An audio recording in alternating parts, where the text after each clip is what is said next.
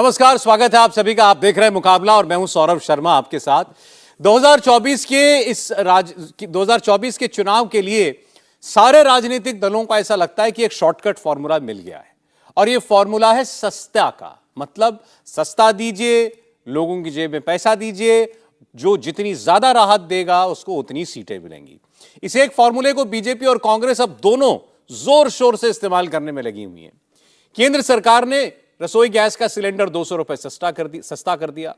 इस एक दाव से विरोधियों का जो सबसे बड़ा मुद्दा था महंगाई का, उस पर चोट करने की कोशिश प्रधानमंत्री नरेंद्र मोदी ने की और वो कुछ कमजोर पड़ा।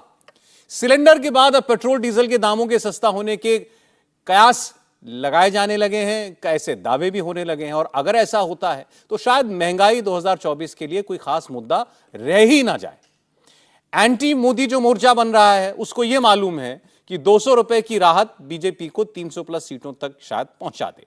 ऐसे में 200 रुपए सस्ते सिलेंडर का क्रेडिट मोदी को नहीं मिलना चाहिए और यह क्रेडिट लूटने की होड़ मच गई। एक ही बात बार बार सब कहने लगे। दावा किया जाने लगा कि यह तो इंडिया अलायंस की 2 बैठक का नतीजा है जिससे सरकार घबरा गई है और इसीलिए 2 बैठक के बाद 200 रुपया सस्ता हो गया। अब तीसरी बैठक होने जा रही है, अभी और सस्ता करना पड़ेगा सिलेंडर। ये क्रेडिट लेने की होड़ मची तो दूसरी तरफ कर्नाटक में 200 रुपए का जवाब 2000 रुपए से दिया जा रहा है। कर्नाटक में कांग्रेस पार्टी की जब सरकार बनी थी तब 5 गारंटी दी गई थी और उसमें से एक गारंटी थी गृहलक्ष्मी योजना की। इसके जरिए 1 करोड़ से ज्यादा महिलाओं के खाते में हर महीने 2000 रुपया देने की बात थी। आज इस प्रोग्राम को शुरू किया गया। राहुल गांधी और मल्लिकार्जुन खड़गे की मौजूदगी में कर्नाटक में योजना लॉन्च हुई। राहुल गांधी ने वहां कहा कि हम जो कहते हैं वो करते हैं और जो हम नहीं कर पाएंगे वो आपसे वादा करेंगे भी नहीं। बहरहाल अब सवाल यह है कि 200 का जवाब 2000 है। क्या वाकई 2024 का रास्ता यही है? गैस के बाद पेट्रोल डीजल के दाम भी क्या कम किए जाएंगे और 200-2000 के आगे की ये जो रणनीति है अभी सौगातों में और बढ़ेगी? इन्हीं तमाम सवालों पर आज का मुकाबला होगा। पहले आपको सुनाते हैं आज के कुछ खास बयान। राहुल गांधी क्या बोले।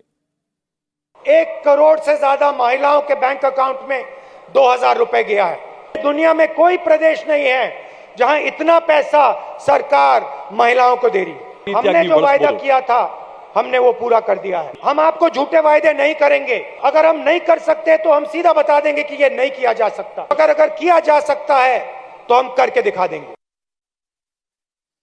इंडिया की सिर्फ 3 बैठकें हो रही है, लेकिन ममता दीदी ने आज कहा है, जो ममता दीदी का भी आगमन हो रहा है, कि रसोई गैस 200 रुपया सस्ता हो गया। ये इंडिया की सिर्फ 2 बैठकों का कमाल है। अब देखिए, सरकार को जो सुहाया 200 रुपया सिलेंडर सस्ता किया तो कुछ सोच समझ के किया होगा। जाहिर है आप चुनाव वर्ष में हैं तो हर चीज का लेन देना चुनाव से है। अब अगर विपक्ष भी ये कहे कि हमारे दबाव का नतीजा है तो ये उसकी रणनीति का हिस्सा है। बहरहाल हमारे मेहमान जुड़ गए हैं। सैयद जफर इस्लाम साहब भारतीय जनता पार्टी से हमारे साथ हैं। जफर साहब स्वागत है आपका। हमारे साथ धीरेन्द्र कुमार जी जुड़ रहे हैं एलजेपी रामविलास से। बहुत स्वागत धीरेन्द्र जी आपका। एडवोकेट महिमा सिंह जी कांग्रेस पार्टी से हमारी मेहमान है आज। महिमा जी आपका बहुत स्वागत है। अनुराग भदौरिया जी समाजवादी पार्टी से हमारे साथ जुड़ रहे हैं। अनुराग जी बहुत स्वागत है आपका भी। जफर इस्लाम साहब, राहुल गांधी जी को आपने सुना, 1 करोड़ महिलाओं के खाते में 2000 रुपया। दोनों ने कहा दुनिया में कोई ऐसी स्कीम नहीं है, इतनी बड़ी स्कीम महिलाओं को सशक्त करने की। प्रधानमंत्री भी कह रहे थे कि मैंने अपनी बहनों को राखी का तोहफा दिया है 200 रुपया सिलेंडर का। आप 200 रुपया दे रहे हैं, वो 2000 रुपया दे रहे हैं।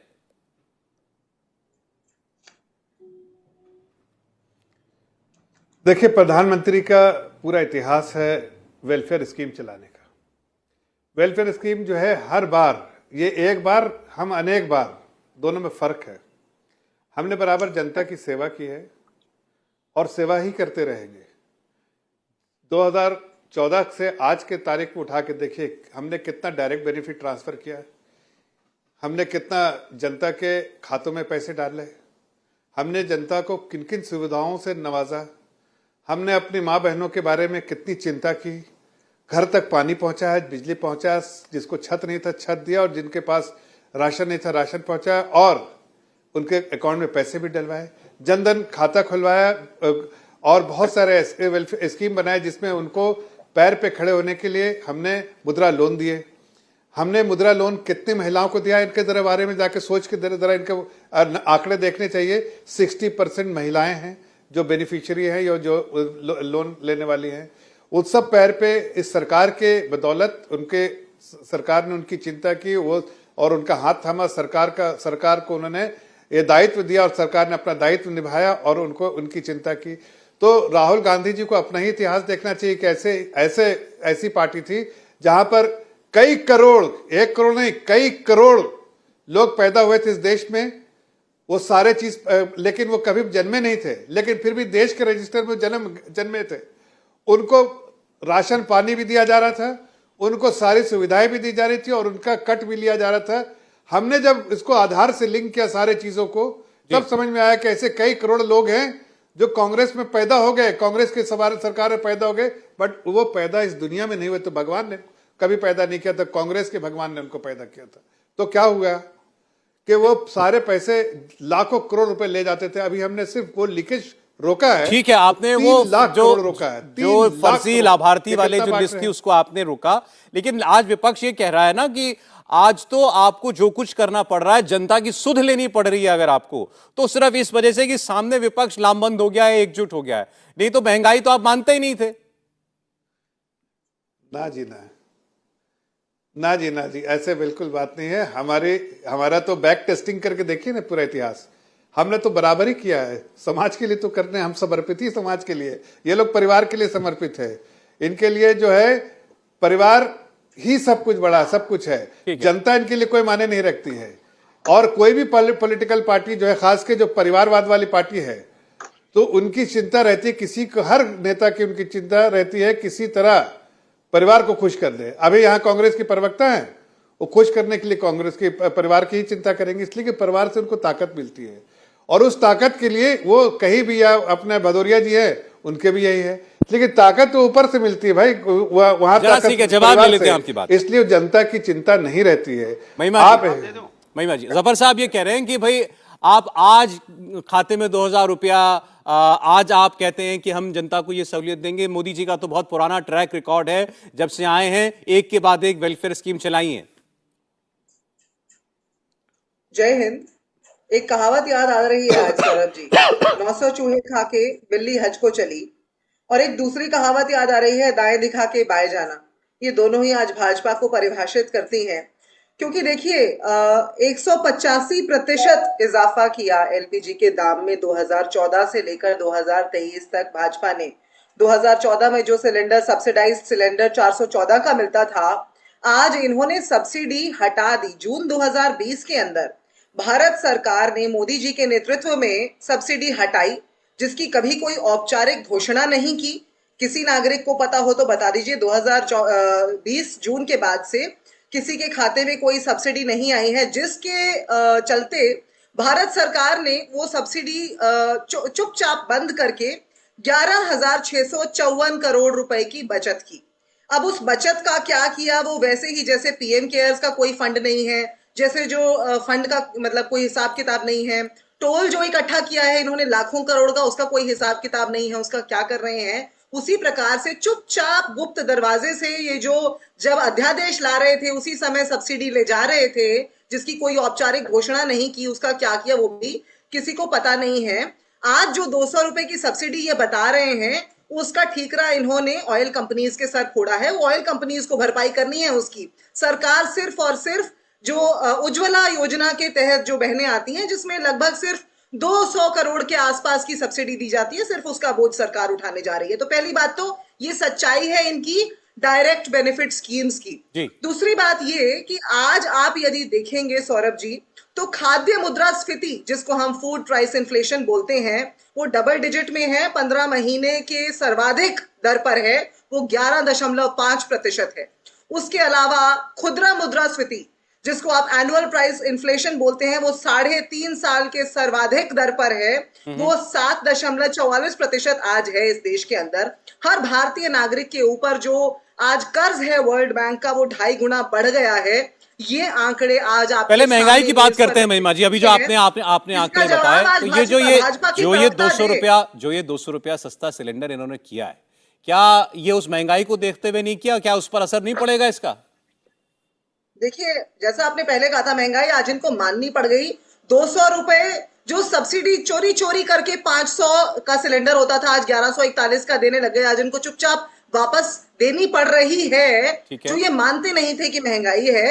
हम ये कहते हैं राजस्थान 500 रुपए का सिलेंडर दे रहा है, आप हमारी नकल करके आज मध्य प्रदेश में 450 रुपए घोषणा करने पर तो मजबूर हो गए, पर ऐसी नकल अच्छी है। हम ये कहते हैं 500 रुपए का सिलेंडर देना मुमकिन है, आप 500 रुपए का सिलेंडर घोषित कीजिए चलिए, और ठीक है, दीजिए ठीक। कि 200 रुपए की जो आप दाएं दिखाकर बाएं जा रहे हैं, हमारे देश की जवाब माएं लेंगे उनसे। बहनों आप कह रहे हैं की कि हम तो 500 में दे रहे हैं, नकारा आपने तो अभी इतनी, 200 रुपया कम किया। नासमझ नहीं एक बार है। जरा अनुराग भदौरिया जी, अनुराग भदौरिया साहब, भारतीय जनता पार्टी के नेता ये मानते हैं और कि सरकार के इस कदम से बहुत बड़े पैमाने पर लोगों को राहत मिलेगी, पूरे देश के अंदर इसका मैसेज गया है जो सिलेंडर के दाम कम किए गए और जाहिर है इसका इलेक्शन में लाभ मिलेगा।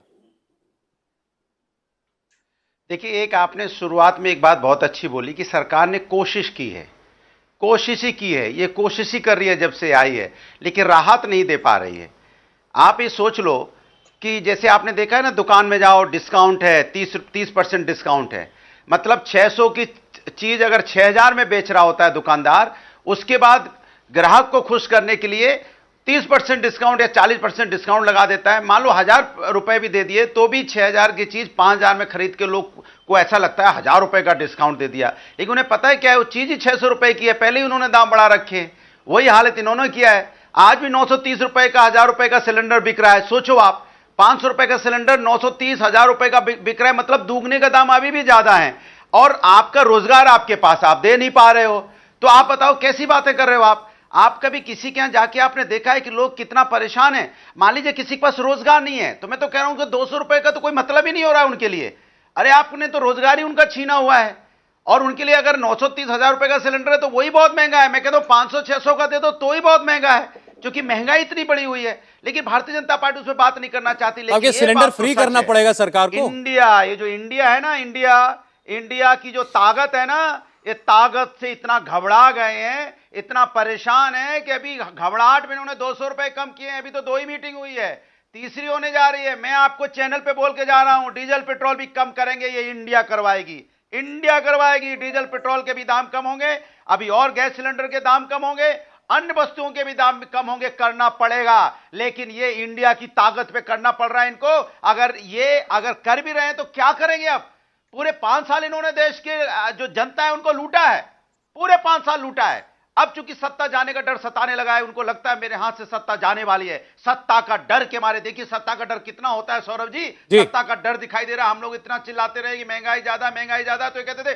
महंगाई है ही नहीं। ठीक है, महंगाई है ही जवाब नहीं। दे जी, दे रहा हूं, आ रहा हूं आपके पास। मैंने कम किया, मतलब अपनी वही बातों को आप मान भी रहे हैं, और आने वाले दिनों में आप देखना। अच्छा, तो इसका मतलब ये बोलेगा वो इनको करना पड़ेगा। इसका मतलब भदौरिया साहब, इसका मतलब कि देश में जहां कोई भी सरकार, किसी भी पार्टी की सरकार, वो अगर कुछ ये फ्री कर रही है, कर्नाटक में तो खैर अभी आई है सरकार, तो मतलब उनको सरकार जमाने के लिए फ्री देना पड़ रहा है।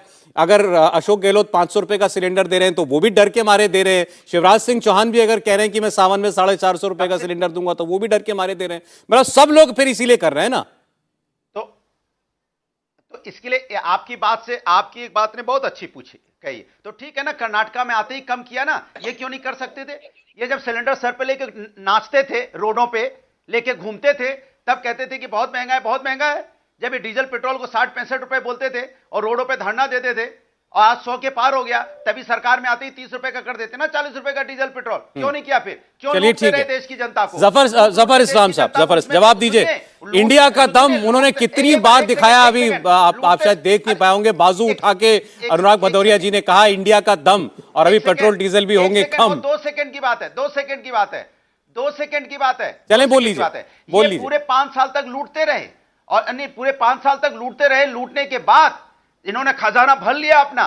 उसके बाद अब कहते हैं हम 200 रुपए सस्ता कर रहे हैं। अरे 200 रुपए आपने जो इतना लूटा है वो वापस करो ना पहले। जवाब ले लेता हूं आप आपसे। कांग्रेस पार्टी ने कहा, कांग्रेस पार्टी की एक प्रवक्ता ने कहा 9.5 साल में 30 लाख करोड़ रुपए की मुनाफाखोरी की सरकार ने। जफर इस्लाम जी, देखिए, ये पहले तो इतना जो दम देके बोल रहे थे, उसको बताते हैं उस खुम्बा का जो जिसके बारे में लोग कहते हैं कि यहां जमीर भी बिकती है, यहां फरमान भी बिकते हैं, दाम तो लगाओ। इस गठबंधन में ईमान भी बिकते हैं। तो ईमान बेचने वाले लोग बीजेपी आज देश की चिंता कर रहे हैं, जिन्होंने परिवार के लिए सब कुछ किया है।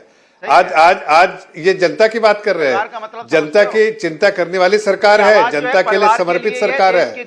नहीं, जनता के समर्पित सरकार। अरे भाई सुन लीजिए, बीच में मत बोलिए, अभी परेशान क्यों हो गए? आप लंबा बोलिए, वो सुन रहे थे। उसके बेटे से, उनके माँ बाप से पूछिए। सुन लीजिए, अभी बीच में अभी क्यों परेशान हो गए? ऐसे नहीं बता दिया तो परेशान हो गए। अभी परिभाषा यही है आपकी यही परिभाषा है। ये करप्ट लोग एक साथ हुए हैं। क्यों है आपको? हिंदुस्तान में परिवार के लोग क्या क्या नहीं करते? ये देश हमारा परिवार है, और हर घर में परिवार होता है। अनुराग भदौरिया जी, अच्छा ठीक है, ये बात आपको अपने जब आपका मौका तो आपको कहनी चाहिए थी, अब उनको बोलने का मौका मिला। प्लीज ऐसे नहीं, हिंदुस्तान में परिवार एक के ऊपर एक बोलोगे, कुछ समझ में नहीं आया। जफर इस्लाम जी की आवाज आए प्लीज। सब एक एक करके बात कर रहे हैं, एक एक करके बात कीजिए। धीरेन्द्र जी, में कितने परेशान हो जाते हैं, इनकी जो असलियत बताओ तो बेचैन होने लगते हैं। अरे भाई, आपका इतिहास ही बताता है कि आप करप्ट लोग हैं। आपने देश को लूटने के लिए आप एक साथ हुए हैं। आप अकेले लूट नहीं पा रहे थे तो सोच रहे देश को लूटने के लिए एकजुट हो जाओ। लेकिन देश की जनता समझती है भदौरिया साहब, देश की जनता समझती है कि ये वही लोग हैं जिन्होंने परिवार के लिए तो सब कुछ किया, लेकिन जनता को लाचार कर दिया। आपके जमाने में जनता तराई तराई करती थी, आज जनता खुली आसमानों में सांस लेती है। करप्ट फ्री गवर्नमेंट, और government committed to support only the common man on the street.